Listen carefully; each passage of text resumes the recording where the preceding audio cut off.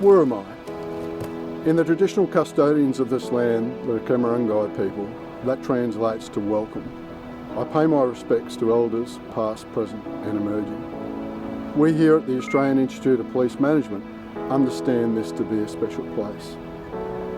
We know that people have come here to share stories, gain a better understanding and heal problems for the community.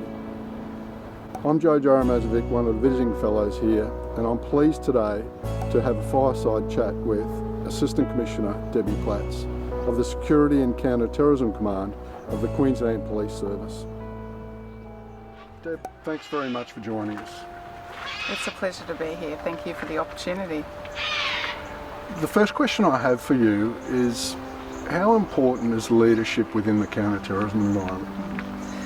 It's very important, but I think right across all police and emergency services, leaders have to have a number of traits that are always going to be important. So things like being authentic, having integrity, being trustworthy, having courageous conversations, being self-aware is incredibly important. So a leader in counter-terrorism needs to have that, but they also need to excel in a couple of other areas. And for me, that's firstly about being empathetic.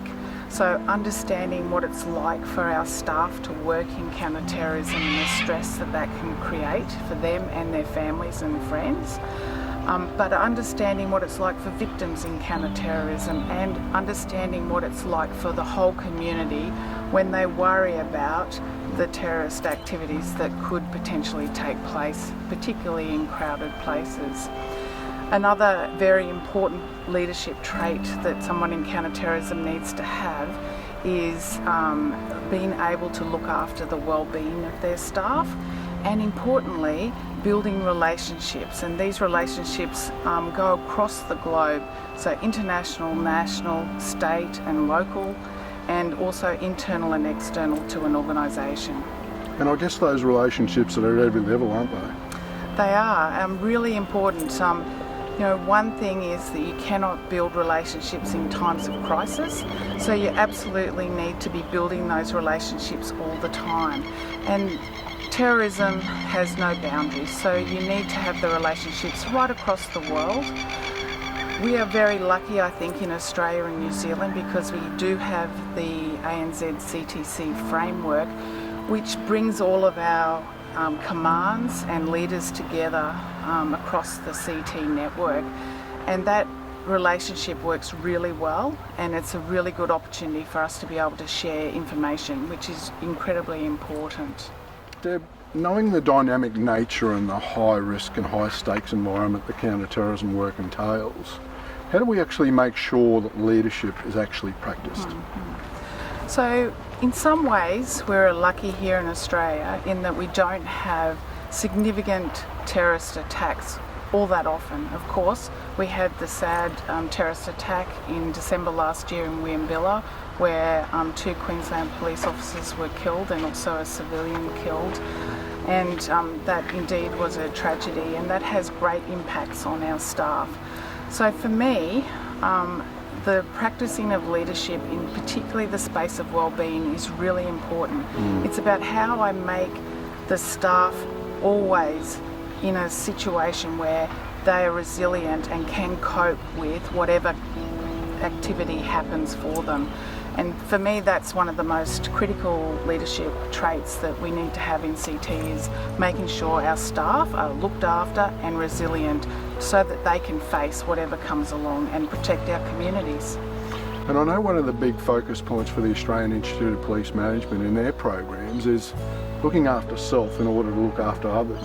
So that aspect's very important as well for the leaders within counter-terrorism, isn't it? Yeah, absolutely. So because of our great network that we have in Australia and New Zealand in the counter-terrorism space, we can lean on each other as leaders.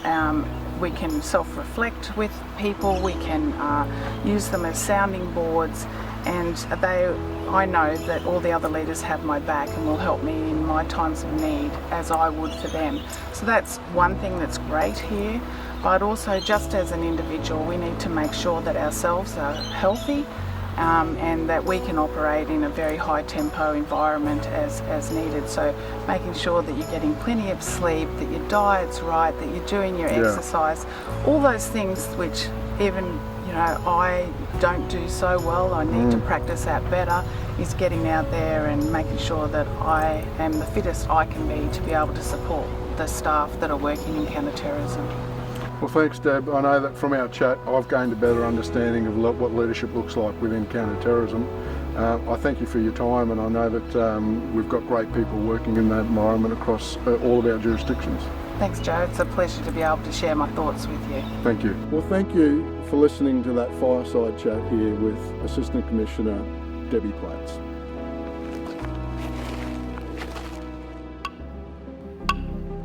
What am I?